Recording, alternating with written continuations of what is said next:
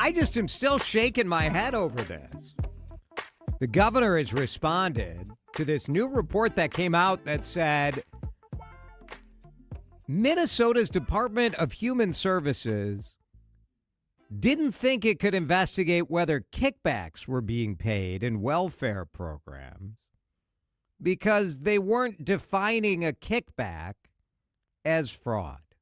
Only in Minnesota could you figure out a way that a kickback would not be defined as something that you could investigate as fraud. Lou Raguse has been covering this for KARE 11 as he's been covering the fraud. He joins us in the John Schuster Coldwell Banker Hotline.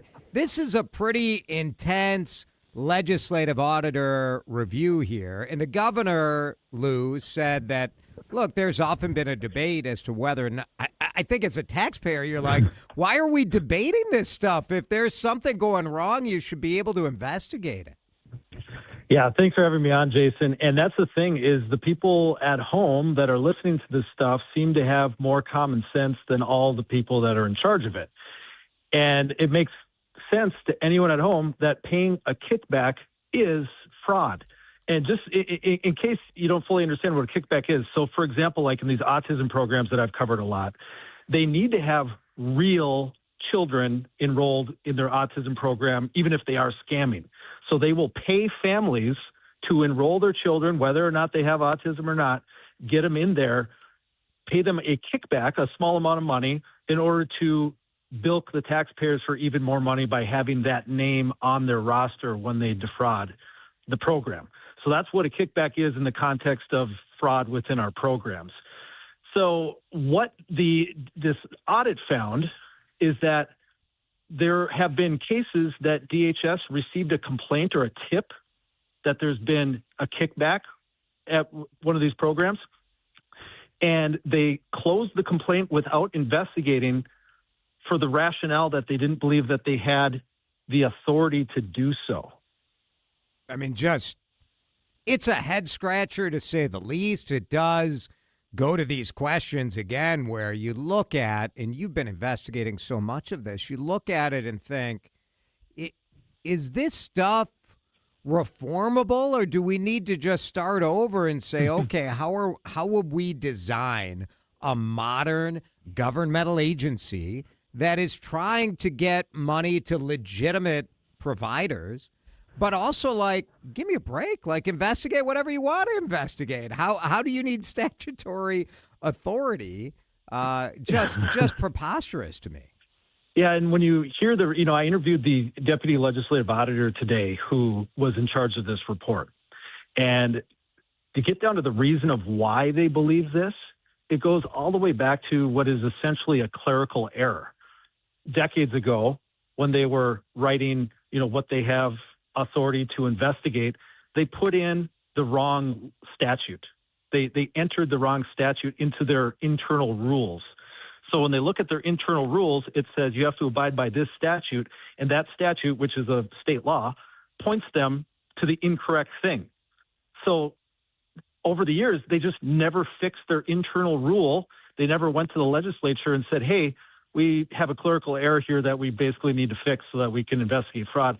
They never did that. And I listened to Commissioner Shreen Gandhi today take some questions on it, and those political reporters did a great job asking her questions, but they likely had not read the full report because that wasn't what the main thing they're working on today. But they at least were asking her, why didn't DHS do something sooner? And her answers really didn't make sense because she said, well, we've been pushing for legislation on this since 2019. And they said, okay, well, if it didn't pass in 2019, why didn't you just change your internal rules? And they said, well, that takes longer. Okay, well, that was several years ago. Well, we have it in there now. We want it to pass now with the legislature this year. And there just was no good answer as to why this has not been fixed. And I think that's one of the main things that these OLA, Office of Legislative Auditor reports keep bringing up, is that when these problems exist within these agencies, particularly within the Department of Human Services, there are people inside that notice these major systemic problems, and they don't bring it up to the point where it can be changed and fixed.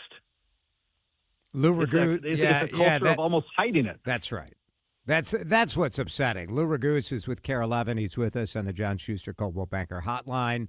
the you know, this has had real impacts. So when I was reading through the report, it talked about, the legislative auditor was taking a look at 25 different cases that were closed without investigation.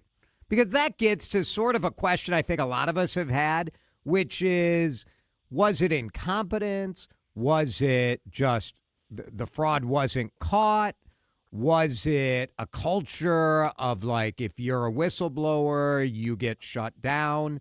So the legislative auditor is looking at some of these complaints that were closed without investigation. And of the 25 that they looked at, there were 3 of them in there that involved these allegations of kickbacks. And that was it. That was sort of where the investigation came to an end, where they said, well, we just have no authority to look at that. So who knows what they could have caught if they would have, applied what is really a common sense approach here. Yeah, we've done so many different fraud stories. Back when Joe Thompson was leading the fraud unit at the U.S. Attorney's Office, he said something in an interview with A.J. Legault, something to the effect of, if you show me a kickback, I'll show you widespread fraud by that provider. Because the kickback is part of the overall fraud. It's not, a kickback doesn't happen in a vacuum. If there is kickback and you look into it, you're going to find fraud. I think one thing about this report that'll be upsetting to people is that you mentioned the 3 instances of kickbacks where they just closed without investigating. At least one of them is still getting paid taxpayer money as of right now. You're kidding. Nope.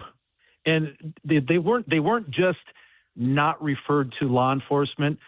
They didn't even put a flag on it that said, let's go back and look into this further later on. There was just nothing. There's no notation. There's nothing on those accounts, so to speak. 2 of them may have closed down on their own at some point. One of them is still receiving money right now.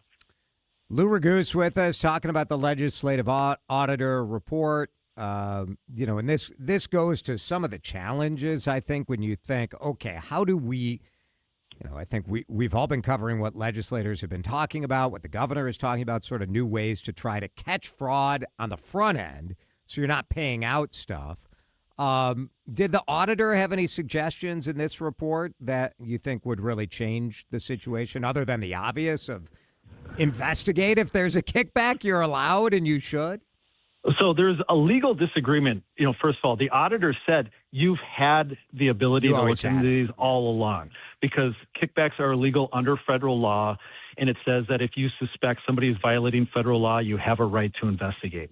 However, the auditor pointed out that if you're going to follow it the way that you are following it, then you do need to change that error, the wording that is incorrect, so that it points to the right thing and says you can investigate kickbacks, because the legislative auditor says, under the way that it's written right now, according to the rules that you say that you're following, you would have to continue paying them even while you investigate them. You can't do a stop payment.